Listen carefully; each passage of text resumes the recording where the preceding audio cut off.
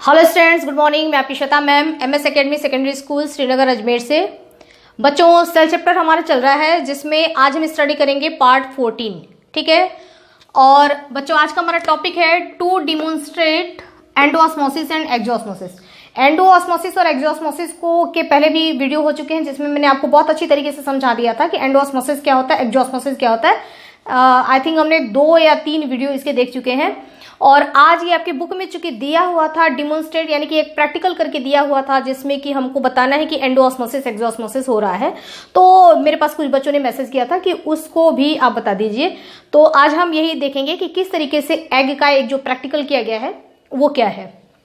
देखिए बच्चों, इसमें जो आपके बुक में, ये आपके बुक में है पेज नंबर 86 पर। मैंने आपको बताया था कि जब भी स्टडी करें तो बुक को अपने सामने ही रखें। तो पेज नंबर 86 पर ये है। इसमें क्या बताया गया है, हमको एंडोऑस्मोसिस एक्सोऑस्मोसिस देखना है। एग है ना, यानी कि अंडा जो एग होता है उसके प्रैक्टिकल से। तो सबसे पहले करने के लिए हमको क्या क्या चीजें चाहिए, ठीक है। तो हमको रिक्वायरमेंट है सेम साइज के 2 रॉ एग्स, यानी कि कच्चा अंडा जो होता है वो हम 2 ले लेंगे। उसके बाद हम डाइल्यूट HCl ले लेंगे, H2O यानी कि पानी ले लेंगे। उसके बाद एक बीकर ले लेंगे। उसके बाद हम कॉन्सनट्रेट सॉल्ट सोल्यूशन ले लेंगे, ठीक है ना। कॉन्सनट्रेट सॉल्ट सोल्यूशन क्या होता है, कॉन्सनट्रेट और डाइल्यूट है ना, 2 ये वर्ड। अभी आप लोग 9th में है बच्चों, जब आप बड़े क्लासेस में जाएंगे तो ये चीजें आपको बार बार सुनने को मिलेंगी। डाइल्यूट ऐसे DIL इस तरीके से करके अगर आता है, HCl लिखा हुआ आता है, या फिर CONC ऐसे करके और HCl लिखा रहेगा, ठीक है। तो DIL और HCl लिखा हुआ है, इसका मतलब कि ये डाइल्यूट HCl है। डाइल्यूट HCl का मतलब है कि इसमें वाटर का अमाउंट, यानी कि ऐसा HCl है जिसमें हमने जो वाटर ऐड किया है, जो हमने पानी इसमें ऐड किया है वो मैक्सिमम है ना, पानी की मात्रा ज़्यादा रखा है हमने। और कॉन्सनट्रेट वो होता है जिसमें हमने वाटर का अमाउंट कम रखा है, ठीक है। तो डाइल्यूट मतलब होता है थोड़ा हल्का, मतलब पतला है, और कॉन्सनट्रेट का मतलब होता है गाढ़ा। तो यहाँ कह रहा है हमने जो लिया है इसमें वो डाइल्यूट HCl लिया है। डाइल्यूट HCl यानी कि उसमें पानी की मात्रा ज़्यादा है। और हम बना रहे हैं दूसरा हमने जो सोल्यूशन बनाया वो concentrate salt solution. Concentrate salt solution यानी कि हमने क्या किया, पानी ले लिया और इसमें इस वाटर में हमने क्या किया कि बहुत सारा सॉल्ट ज़्यादा हमने डाला है, ठीक है ना। वाटर है ये, और सॉल्ट ज़्यादा ऐड करके हमने जो ये पूरा एक लिक्विड बना दिया, जो सोल्यूशन बनाया हमने, इसको हम बोलेंगे कॉन्सनट्रेट सॉल्ट सोल्यूशन, ठीक है। सॉल्ट में आप जैसे कुछ भी ले सकते हैं, घर में खाते हैं जो हम नमक है ना, जो हम नमक खाते हैं NaCl। तो हमने पानी ले लिया, पानी में हमने बहुत सारा नमक डाल दिया, उसको हमने स्टर कर दिया और हमारा तैयार हो गया ये कॉन्सनट्रेट सॉल्ट का सोल्यूशन, सॉल्ट सोल्यूशन, ठीक है। अब ये चीजें हमने ले ली। अब हम प्रैक्टिकल स्टार्ट करते हैं। सबसे पहले हम क्या करेंगे कि जो हमारे 2 एग्स हैं है ना, तो दोनों एग्स को हमको क्या करना है कि HCl, हम HCl का जो डाइल्यूट सोल्यूशन है, हमने ये डाइल्यूट सोल्यूशन ले लिया है HCl का। इसमें हम क्या करेंगे, उन दोनों एग्स को इसमें डीप कर देंगे, ठीक है।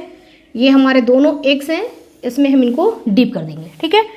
उसके बाद जो एग्स का जो बाहर का जो सेल होता है ना, यानी कि जो उसके बाहर का ये जो कवच है, ठीक है, जो व्हाइट कलर का होता है, ये बना होता है कैल्शियम कार्बोनेट का, ठीक है ना, CaCO3 कैल्शियम कार्बोनेट का बना होता है, जो कि HCl में जब उसको हम डीप करके रखेंगे तो CaCO3 कैल्शियम कार्बोनेट जो होता है वो HCl में धीरे धीरे करके डिजोल्व हो जाता है। तो ये क्या हो जाएगा, उसके अंदर डिजोल्व हो जाएगा, ठीक है।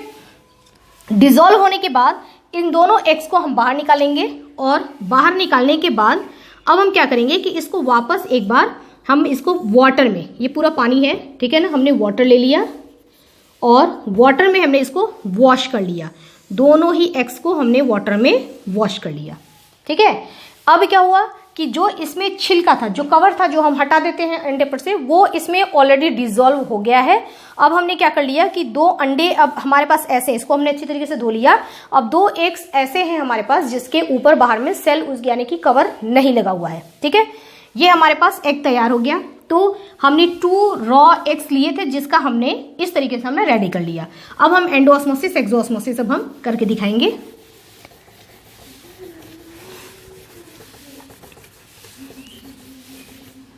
देखिए, अब जो आपने एग लिया है है ना। अब जो एग तैयार हुआ है वॉश करने के बाद वो कैसा है उसके बारे में एक बार देख लीजिए। ये हमारा एग है।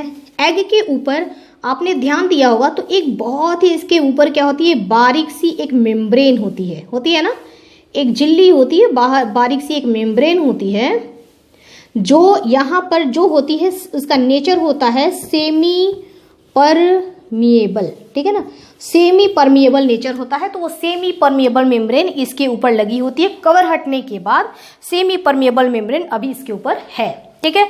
अब हम क्या करेंगे, सबसे पहले हम करके दिखा रहे हैं बच्चों एंडोऑस्मोसिस, ठीक है ना, अंदर पानी कैसे जाएगा। तो आप क्या कर लीजिए कि अब आप वाटर ले लीजिए, है ना, हमने पानी ले लिया, इसमें हमने वाटर ले लिया, बीकर इसलिए हमको चाहिए था, ठीक है ना। बीकर में हमने क्या ले लिया, वाटर ले लिया, H2O ले लिया, ये पानी है ना, और पानी में हल्का फुल्का थोड़ा बहुत सॉल्ट तो रहता ही है वाटर में। तो ये जो वाटर है यहाँ पर, ये किस तरीके का सोल्यूशन का काम करेगा, ये यहाँ पर हाइपोटोनिक सोल्यूशन, ठीक है ना, ये हाइपोटोनिक सोल्यूशन है। हाइपोटोनिक सोल्यूशन का मतलब जिसमें कि पानी की मात्रा ज्यादा होती है।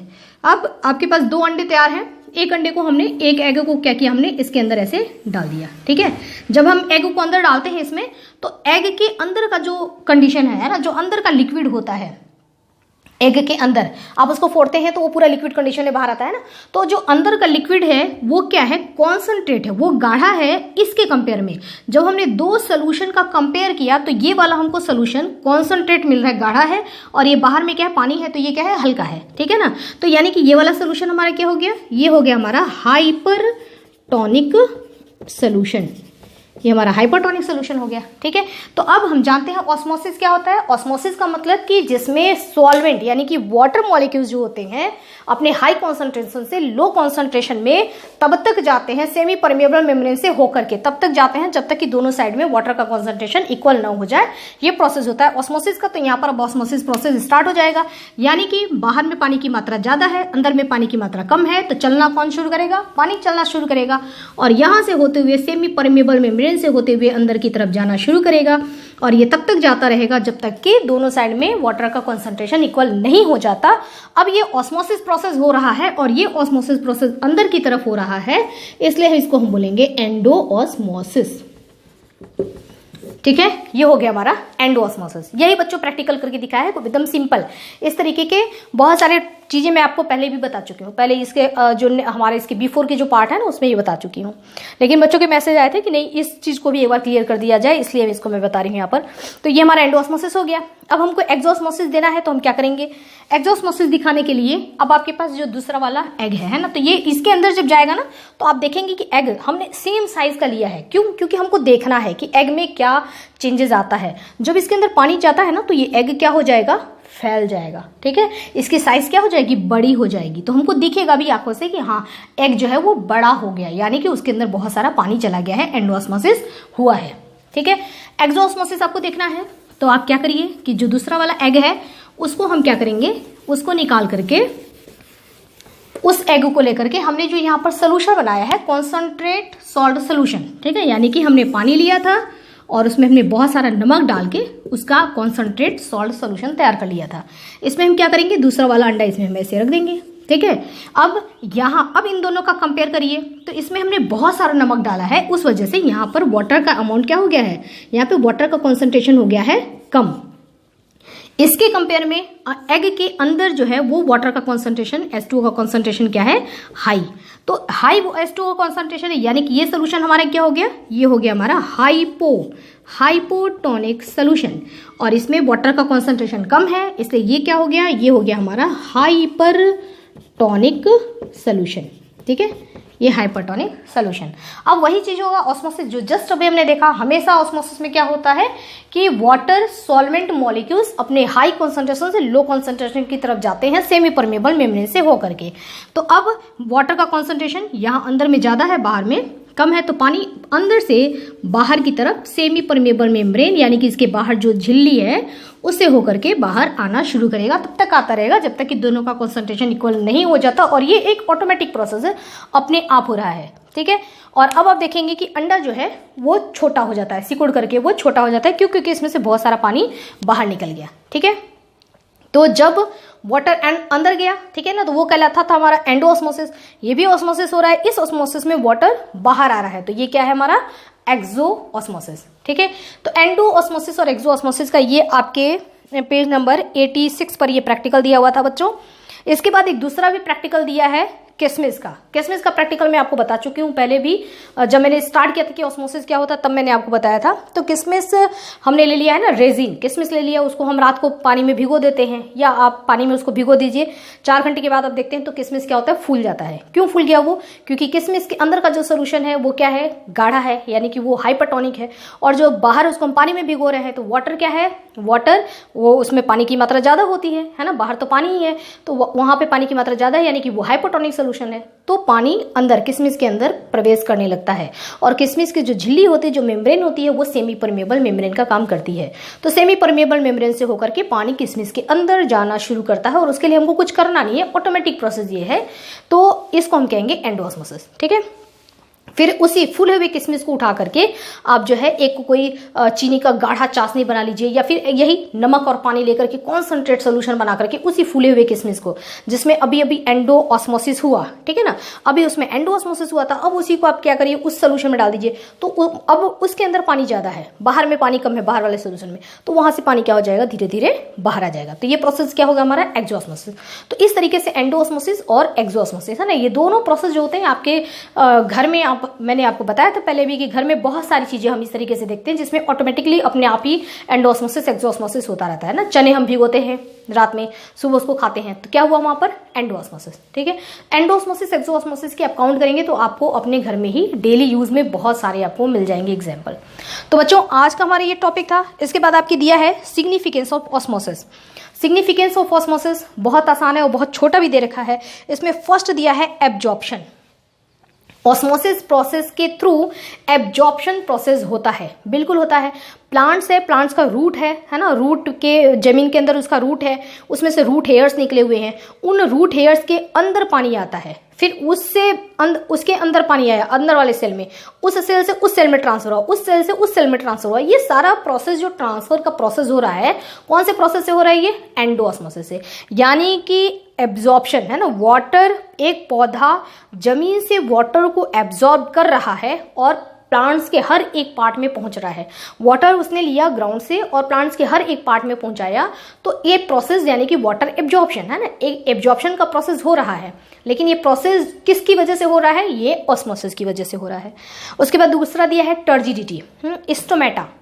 स्टोमेटा आपने देखा है लीफ में, है ना, पत्तियां जो होती हैं उन पत्तियों में छोटे छोटे से पोर होते हैं, खुले हुए इस तरीके का ओपनिंग स्पेस होता है जिसको हम बोलते हैं स्टोमेटा।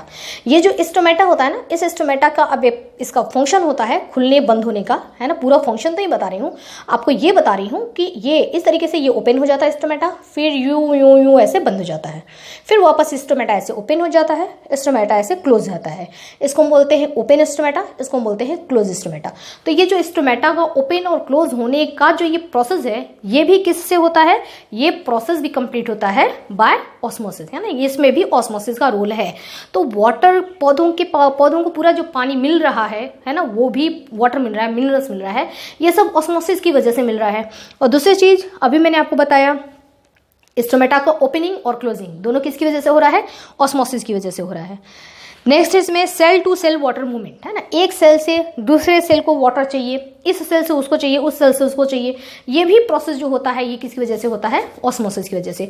क्योंकि इस सेल के पास पानी ज़्यादा है, उसके पास बगल वाले के पास कम है, तो ऑटोमेटिकली यहाँ से पानी वाटर जो है अपने हाई कॉन्सेंट्रेशन से लो कॉन्सेंट्रेशन में चला जाएगा, तो यहाँ से वहाँ जाएगा, फिर वहाँ से पता पड़ेगा आगे जरूरत है तो वहाँ से वहाँ शिफ्ट होगा। तो सेल टू सेल वाटर का जो इसका जो है सॉल्वेंट जो है वो ट्रांसफर हो रहा है बिकॉज ऑफ ऑस्मोसिस। उसके बाद है सीड जर्मिनेशन, जो एक बीज है ना, उसको हम बोते हैं जमीन के अंदर, सो करते हैं और वो वाटर एब्जॉर्ब करता है, पानी उसमें हम डालते हैं, वाटर को एब्जॉर्ब किया, वो ग्रो कर रहा है, ऊपर उसमें जब वो शूट सिस्टम, ठीक है, और नीचे उसमें ग्राउंड के नीचे उसमें रूट सिस्टम डेवलप हो रहा है। ये भी किसकी वजह से हो रहा है, ये भी, इसमें भी ऑस्मोसिस का रोल है।